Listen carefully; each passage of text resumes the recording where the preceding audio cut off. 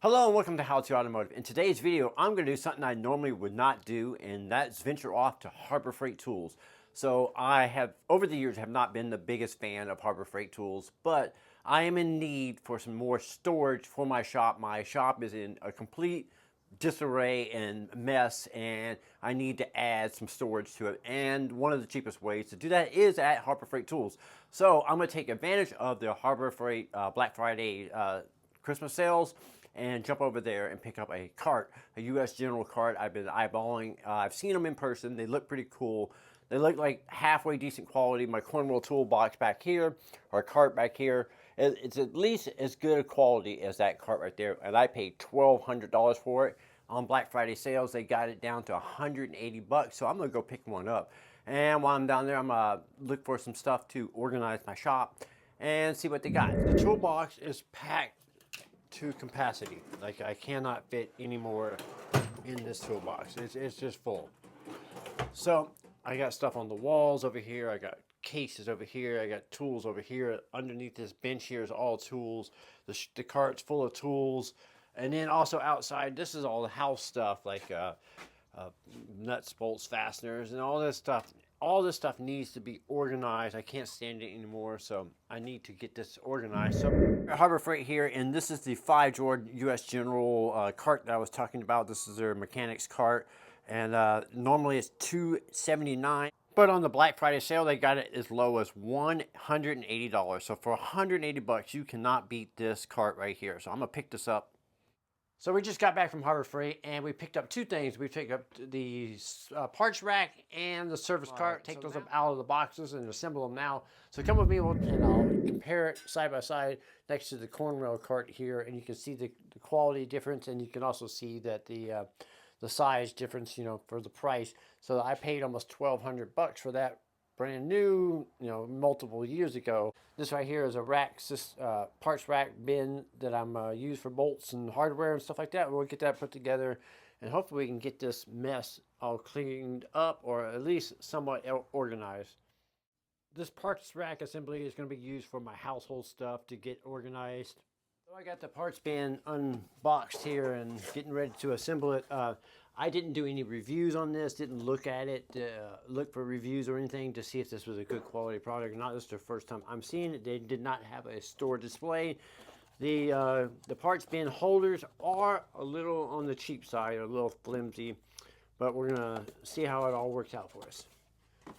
So I'm assembling the shelving here, and for some reason I'm short 3 bolts, 3 washers, and 3 nuts. That's kind of frustrating. So they didn't even include enough bolts in the package of the kit. So the spin tray is all assembled, and now we're moving on to the cart. So I've heard a lot of good things about the U.S. General carts over the years. This is my first experience with them.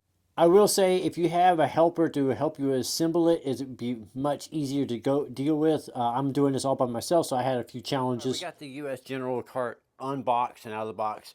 It looks like they wanted us to assemble the bottom tray first with the legs assembly, and then put this on top.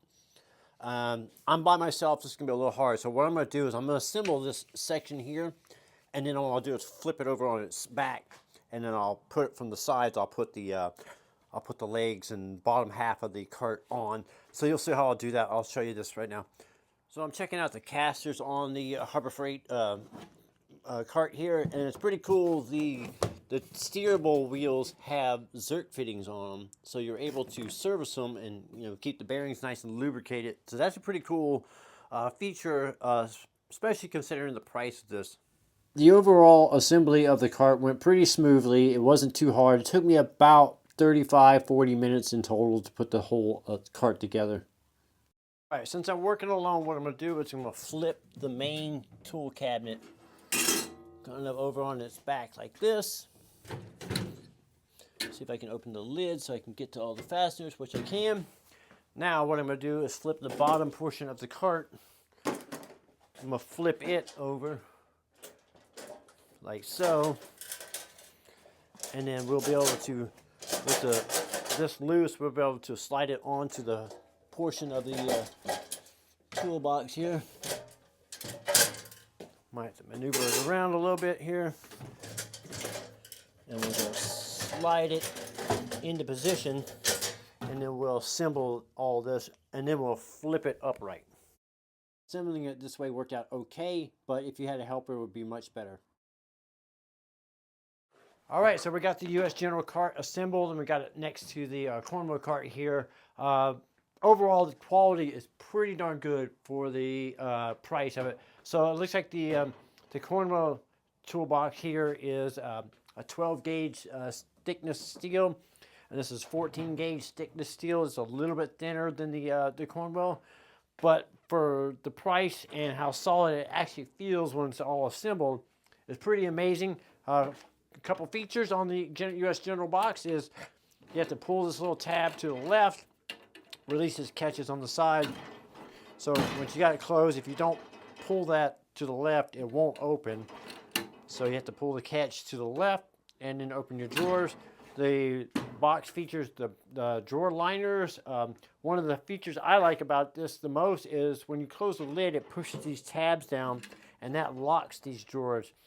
On the Cornwell box and other boxes like Matco boxes and stuff, there's a lever in the back that you have to manually pull to lock the drawers. So once you close this lid, these drawers are all locked, and you can just lock this and you don't have to worry about it. It comes with a set of keys, everything you need.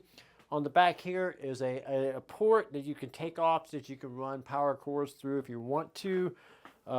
Overall, pretty impressed with this. So now I'm going to load this toolbox up and take the load off of my shop and spread everything out and be a little bit more organized. So once you guys stay tuned and follow and subscribe for that video. I'm Brian from How to Automotive. I'd like to thank you guys for watching and encourage you to subscribe.